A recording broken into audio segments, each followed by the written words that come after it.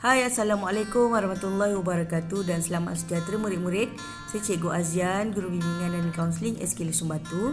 Jadi hari ini Cikgu nak kongsikan tentang rahsia untuk mencapai kejayaan.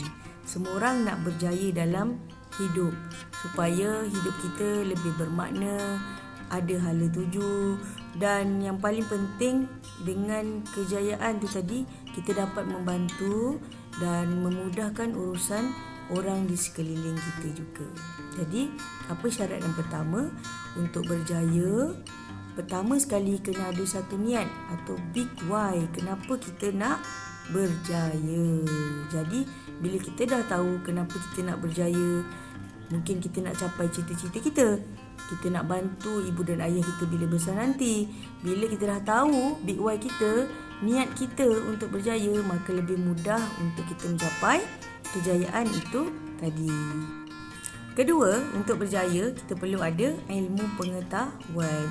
Jadi ilmu ni umpama cahaya yang menerangi kegelapan yang akan menjadikan seseorang itu lebih baik pada masa akan datang. Bila seseorang itu berilmu, dia dapat membezakan antara yang betul dan salah. Bila ada ilmu, kita dapat membantu orang lain.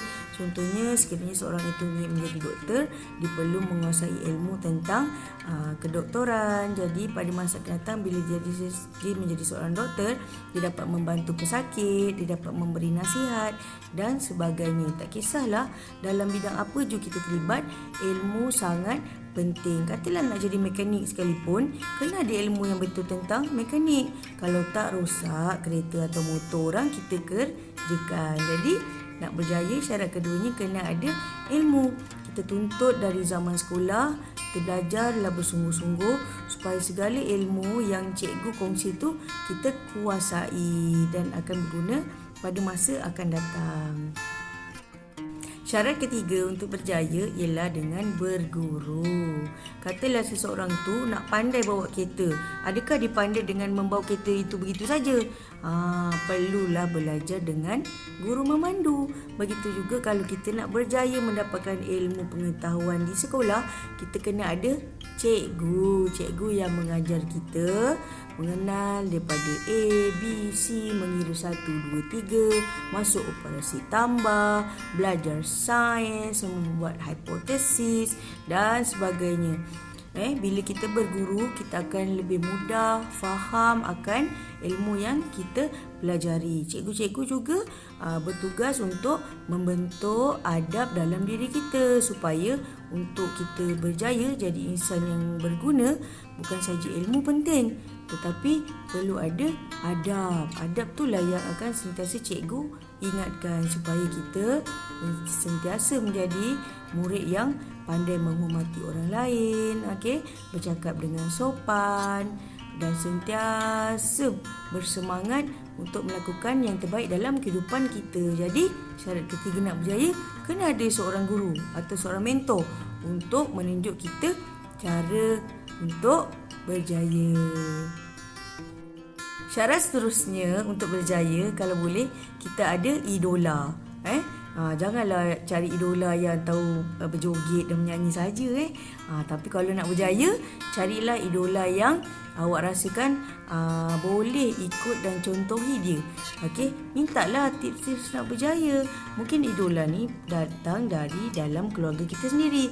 Contoh abang atau kakak yang telah pun berjaya. Tanya dia bagaimana dia berjaya, lihat bagaimana dia berjaya dan cuba contohi. Semoga dengan adanya idola ni nanti kita akan lebih fokus untuk mencapai cita-cita dan impian kita pada masa akan datang, dan secara tak langsung ia akan menjadi inspirasi untuk kita tidak berputus asa dan terus lakukan yang terbaik untuk berjaya, insya-Allah.